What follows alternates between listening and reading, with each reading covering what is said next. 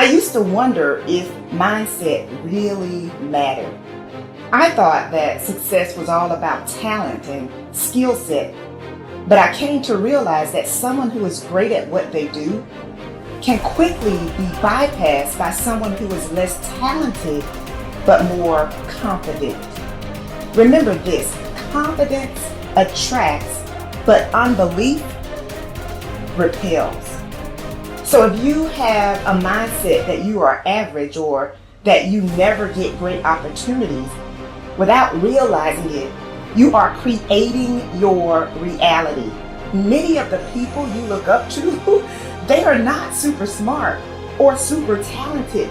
You are just as smart and talented as they are. They just latched onto their dream and developed the mental fortitude necessary to keep going when they were feeling the frustration that you might be feeling right now. A belief can create the disease as much as a belief can create the healing. And I go, so the significance of this is profound because nobody talks about the negative belief. And I go, negative beliefs are powerful. It's called nocebo, as you mentioned. And as I said, they can cause any disease and they can kill you. Just because you believe you're going to die, you can die just from the belief. We always have to update our versions about reality because it's the only way that we adapt. Don't believe everything you've read or heard. It just may not be the truth. There's always a greater truth that you and I can begin to investigate. Surely someone in eternity has had similar problems as you and I, and they've gotten beyond it. Yes or no? So study that person. You want to be wealthy? Study wealthy people. Don't just have some panacea that you're just going to get wealthy. Read about wealthy people and find out that they lost everything and failed miserably 20, 50 times. But what they had as a characteristic, a quality in their personality is they were persistent and they kept changing and they kept forgiving and letting go of the past and kept going. And sooner or later they ran into it, and when they had all the money they wanted, it was never about the money. It was just about that they could prove to themselves that they can do it. Stop rationalizing. Stop making excuses. Stop giving yourself little watered down assessments of where you're really at. Tell yourself the truth. Are you making yourself better?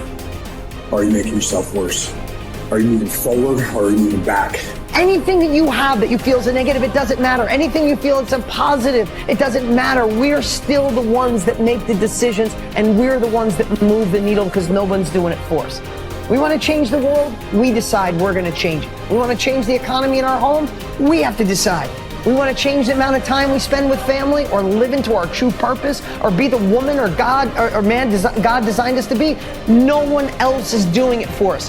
But what we can do is what you're doing. Gain capabilities from people who've already been there. Be a part of a group bigger than yourself. You already got the capabilities. You're already a part of a group bigger than yourself. You already got the support of this amazing family. I think true behavior change is identity change. And it's this shifting of your self-image or your beliefs or the way you look at yourself. Because it's one thing to say that I want this, and it's something very different to say I am this. So people walk around with beliefs like that all the time. I'm not a language learner. I'm not good at math. I'm terrible with directions. I'm not good at remembering someone's name. Yeah. And once you have those type of, once you adopt that identity, it becomes very easy to just reinforce that over and over again. And so these three levels that you mentioned, outcomes, process, and identity, all three matter, but I think the key is that you want the direction of change to be in the right way, the right arrow. So if you start with the outcomes, if you start with the result, then you're like, oh, I really want this thing, and here's my plan for getting it. And most people just never think about the identity that comes underneath that. Like they think, I want to lose weight or I want to be skinny, and if I follow this diet, then I'll be skinny. And then they don't really give any thought to the beliefs behind their behavior.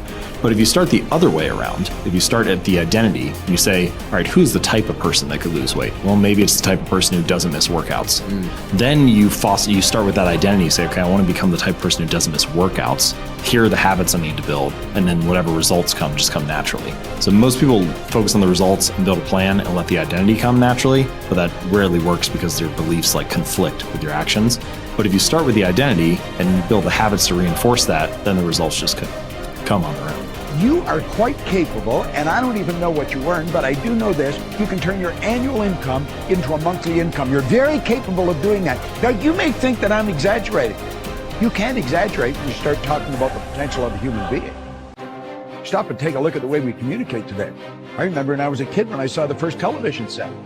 If anybody had told me at that time it was black and white, it was snow, and somebody would appear on the screen and then they'd go away again. If somebody had said, listen, in your lifetime, you'll be able to put one on your wrist. Self-contained in living color. Somebody can shoot something going on the other side of the world. You can watch the Olympics on your wrist. You'd have thought they were right out of their mind, but all that's going on. In fact, that's nothing today compared to what we're capable of doing. You stick a little camera on our computer and look at the other person and talk to them anywhere in the world. Doesn't even cost you a nickel. Are we moving ahead? I think we're moving ahead at a rapid rate. But I'm going to tell you something. The people that are taking this there are not letting the paradigm stop them. And I don't want you to let the paradigm stop you. I want you to stop and think of where you're going and what you're doing. And when you go to break out of the paradigm, it's because you're using a bigger idea than what you're conditioned to. Now remember I said that conditioning is cause you to feel comfortable? It's only when you go to change the conditioning that you feel the discomfort. And when you get emotionally involved with it, you can be thinking of the change until you internalize it, nothing happens. But the second you internalize it, everything goes haywire. Why? You're dealing with the central nervous system. You're messing with the paradigm. You've heard the saying, habits die hard? Well, you put 1,000,000 of them together and see what happens. Yet it's like a wall, and you bounce off that wall, and you'll go back and live in your conformed or, state of bondage and justify why you should stay there. Don't let that happen. Absolutely refuse to let that happen. If you've got an inspiration to move, to quit your job, to start a business, whatever you want to do, step out and do it. I mentioned in another series that God's gift to us was more talent and ability than we'll ever hope to use in our lifetime. And our gift to God is to develop as much of that talent and ability as we can in this lifetime. The future belongs to the risk takers, not the security seekers. Life is perverse in the sense that the more you seek security, the less of it you have. But the more you seek opportunity, the more likely it is that you will achieve the security that you desire. Whenever you feel fear or anxiety, and you need to bolster your courage to persist in the face of obstacles and setbacks, switch your attention to your goals. Create a clear mental picture of the person that you would like to be, performing the way you would like to perform. There is nothing wrong with thoughts of fear as long as you temper them with thoughts of courage and self-reliance. Whatever you dwell upon grows. So be careful. And this brings us to a very important mental principle called the law of accumulation. The application of this law is a fundamental reason for success in every field, including yours. This law says that every great life or great career is an accumulation of hundreds and perhaps thousands of efforts that nobody ever sees or appreciates. Great success is the result of countless hours, maybe even months and years, of preparation and hard work toward the goal of becoming very good at what you are doing. This law of accumulation says that life is very much like a balance sheet, with both credits and debits. Every time you do something positive to enhance your abilities and to improve your life, you get a credit on the credit side of your ledger. Each time you waste your time or neglect to take advantage of an opportunity to learn and grow, you get a debit on the debit side of your ledger. Here's the key. Everything counts. Everything that you do or fail to do is written down and totaled up on your balance sheet. Everything that you do or fail to do counts in some way. Nothing is neutral. Everything is either moving you toward a better life or moving you away from it. Everything counts. A successful, happy, self-confident person is an individual who has consciously and deliberately built up a lot of credits on his or her balance sheet. An unhappy, negative, or insecure person is a person who has a lot of debits on his or her balance sheet, because the only things that count are your actions. It seems that every positive and constructive action you engage in adds up and increases your levels of self-confidence and self-esteem. The law of incremental improvement, perhaps the most important corollary of the law of accumulation, is what is called the law of incremental improvement. This is really the law that explains how you move from wherever you are to the top of your field.